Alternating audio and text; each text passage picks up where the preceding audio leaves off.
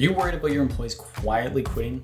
In this video, we'll talk about what quiet quitting actually means, bust the myths and misconceptions around it, and share 5 ways to prevent it from happening at your organization. Hi, I'm Noah, head of people at Guusto, and on this channel, we help people leaders like you build amazing cultures by recognizing and engaging your employees.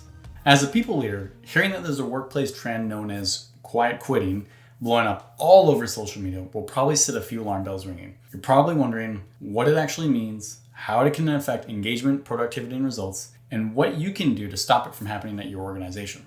So the first thing you need to understand is that quiet quitting isn't actually quitting. In the TikTok post which first coined the term, it was described as not outright quitting your job, but quitting the idea of going above and beyond, still performing your duties, but no longer subscribing to the hustle culture mentality that work has to be your life. In simple terms, quiet quitters do what is required at work and nothing more. They're setting boundaries and saying no to unpaid extra hours, tasks that fall outside their job description, and extra effort. This isn't a new concept. In many ways, it's an evolution of work to rule, a labor movement tactic that has been used for years. This is where a group of employees, like teachers for example, would stop doing extra unpaid work like supervising recess or extracurriculars, while advocating for better working conditions. Quiet quitting involves taking a similar approach, but is generally being done by individuals rather than collectives, and is not outwardly communicated to an employer in the same way that work to rule actions are. This means that anyone can do it, and that your company won't necessarily know if your employees are doing it. And since it's been effectively rebranded as quiet quitting, it's gained traction as a viral trend, which means it is spreading, and I can guarantee that every one of your employees has already read about this. Reactions to the trend have been divided into 2 camps. For your less progressive leaders,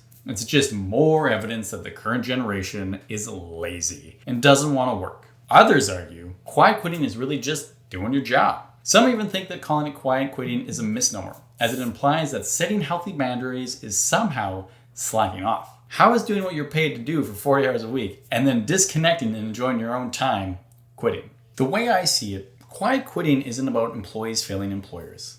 It's about employers failing employees over and over again.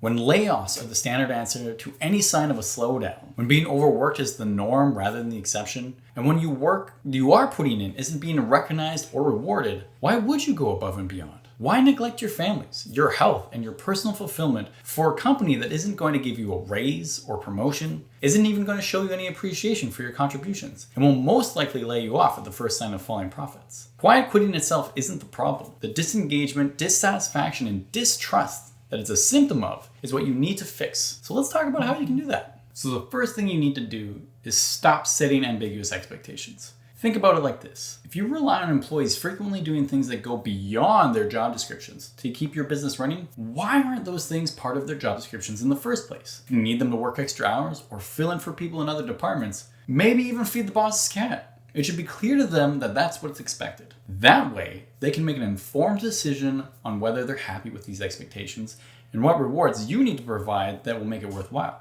If there's this giant chasm between how a role is defined in your job description and contracts and what the role actually is in reality, that's not an employee engagement problem.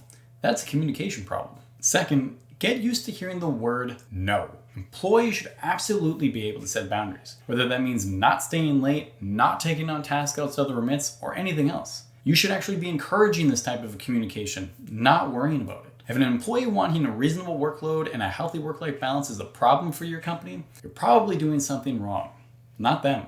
If an employee needing to set these boundaries is creating organizational issues, now you need to talk to your managers and leadership to find solutions. Maybe distribute your workload a little bit more efficiently and look at your resources and figure out what you need to fill the gaps. Now, the third thing you need to do is promote psychological safety. There's a lot of talk about the quitting part of this quiet quitting, but what about the quiet part? Ask yourself this. If an employee is unhappy, why aren't they telling you or their manager? People who quietly quit are doing this because they don't feel comfortable or safe talking to you directly. Maybe they tried before and got burnt. Maybe your culture doesn't really promote this kind of open communication. It's a symptom of a lack of psychological safety and a sign you might have a toxic culture. If you suspect that an employee is quietly quitting, you need to work hard to open up the lines of communication and rebuild their trust in the organization, which means letting them know it's okay to be honest, even if you have to face some harsh truth. But it's the only way to repair the relationship and start addressing the cultural issues that have caused it. Hey there, hope you're enjoying this video. If you are, feel free to hit like and subscribe so you don't miss our next one. Now this fourth one's a fun one. You need to take an honest look at your company's growth opportunities. The crux of quiet quitting is that employees are no longer prepared to go above and beyond because, frankly, they just don't think it's worth it. They're not seeing opportunities for personal and professional growth. Or if they are, the extra work and the sacrifices they need to make to get there are way too much. If a promotion means a lot more work for only a little bit more money, you can expect your people are not going to go after it. And this isn't a new sentiment. It's been bubbling up for a while. A 2016 study found that only 1 in 5 millennials aspire to leadership positions. More and more, today's employees are skeptical about striving for career advancement if it means longer hours, more pressure, and more work for very little reward. You have to make it worthwhile. Which brings us to recognize and reward. When you boil it down, quiet quitting is basically a result of a perceived imbalance between the expectations you're putting on employees and the rewards we give them in return. Companies have been expecting above and beyond as the norm rather than an exception. And if that's your attitude, is it really above and beyond anymore? The solution is to reward employees in a way they feel is more commensurate with their efforts, whether that's through improved salaries, benefits, flexibility, or something else. A recognition program, for example, can be a great way to help to redress the balance, giving you a tool that is designed specifically to provide tangible rewards and appreciation to people who do go above and beyond. Even introducing this initiative will show your employees that they've been heard and that you're taking this commitment seriously. Now, for some of you, making these kinds of wholesale cultural changes will be challenging. You might find a lot of resistance from leadership and managers who have a more old school attitude about things. That might even put pressure on you to come down hard on anyone they perceive to be quiet quitting, rather than trying to address the problem constructively. But it's worth trying to change their mindset. For a long time, companies have used the hustle culture mentality as a way to make their employees feel like the only way to succeed is to push themselves too hard. But this attitude is starting to feel more and more outdated. When you look at quiet quitting alongside other recent trends like the Great Reshuffle, lying flat, and the anti-work movement, it's clear that the workforce of the 2020s have a different mindset and different priorities. They want a fairer, more rewarding, and more balanced work experience, and they're taking action to get it. And while what employees who quiet quit are asking for isn't actually unreasonable, you should still be worried if they're doing it. This sort of disengagement is usually the first step towards leaving an organization, or just being an underperformer, both of which cost companies millions of dollars every year. And as a people leader, you need to bring your culture into this decade. This means making your leaders understand that engagement is something that has to be earned and it can't be taken for granted. And if you can do that, quiet quitting may not be a problem for you. Hey everyone, I'd love to know if you've actually seen quiet quitting in action, or maybe you're doing it yourself, or suspect other employees might be doing it. If so, how do you think it could be addressed? Let us know in the comments. So to recap, the best way to prevent quiet quitting is to tackle the disengagement and cultural problems that cause it in the first place.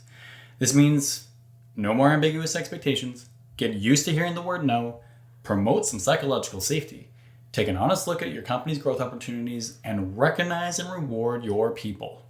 On that last point, quiet quitting shows to me that employee recognition really matters now more than ever. If you want to learn more about how to make it a part of your culture, click the link below to download your Ultimate Employee Recognition Playbook. It takes you through 6 simple steps to build and launch a successful program.